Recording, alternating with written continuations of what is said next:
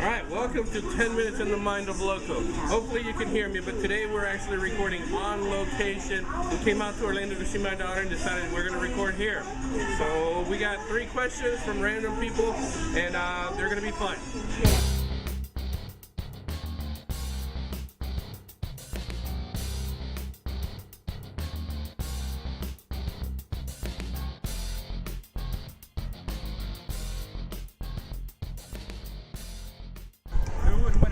Against Superman versus Thor.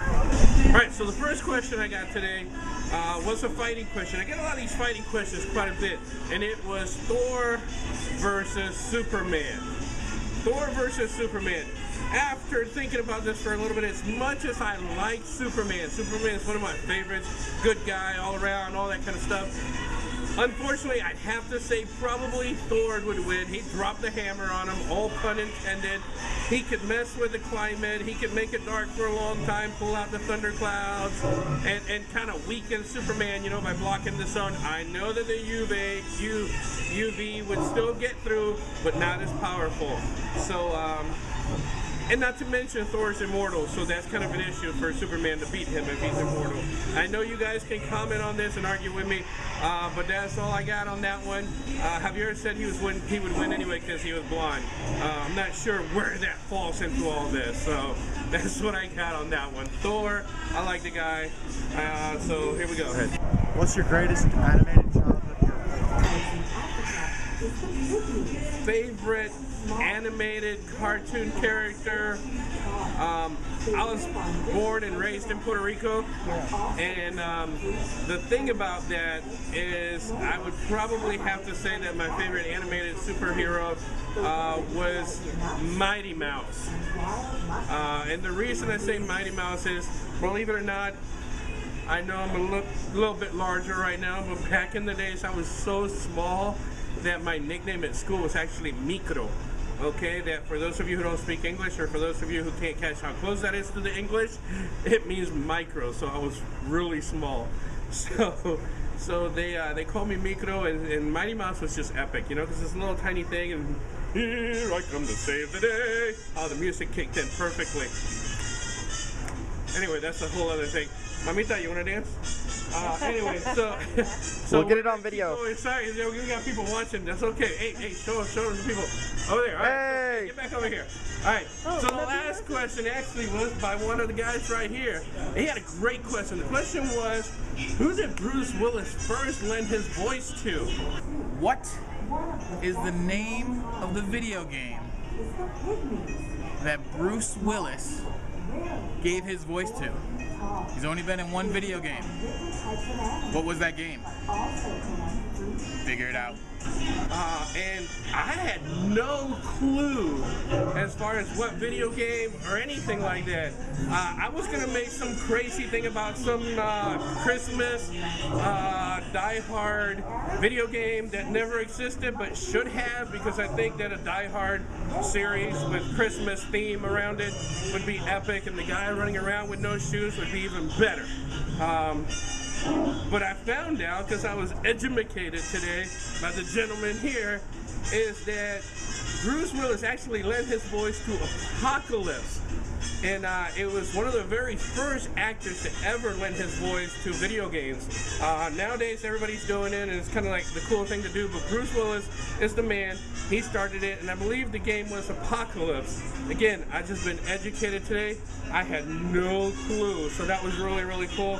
I love it when I get really good questions that made me either look them up or make me make them up. I was ready to make this one up, and it was going to be ridiculous because that's what I do.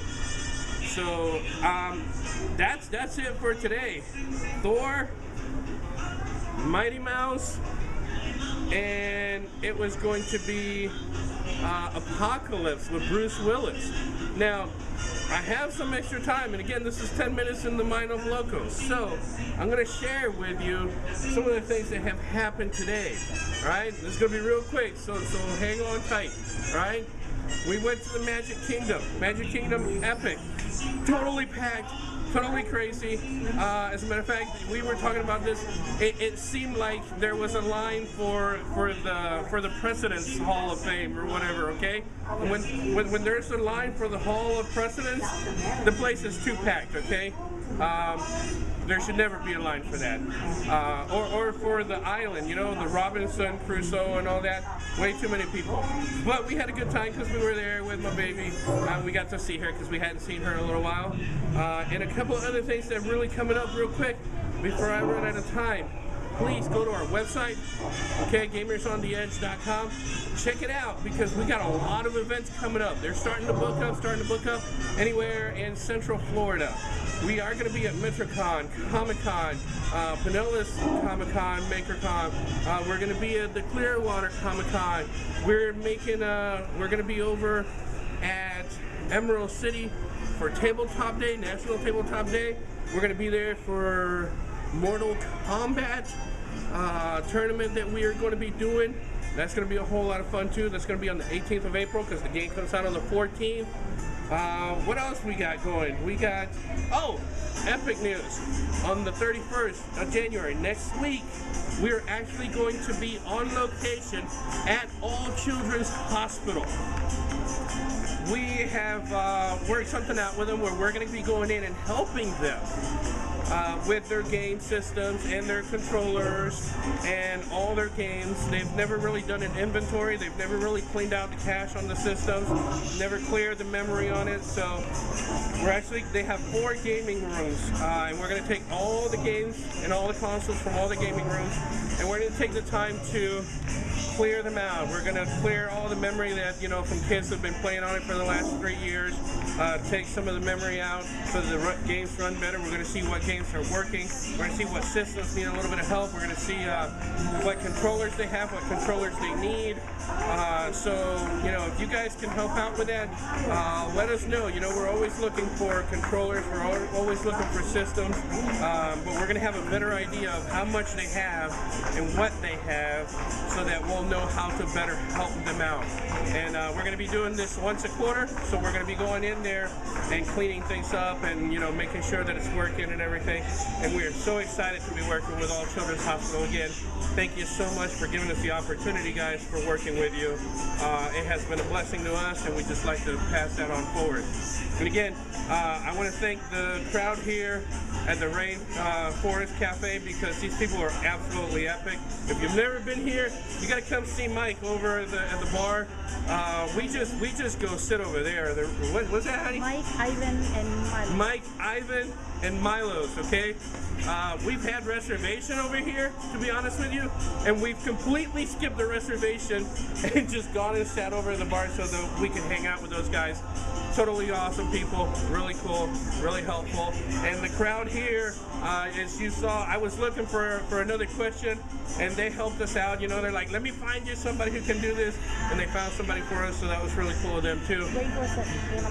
Oh yeah, it is the Rainforest Cafe at the Animal Kingdom. That's where it's at, okay? It's not the one at downtown Disney. That one's okay.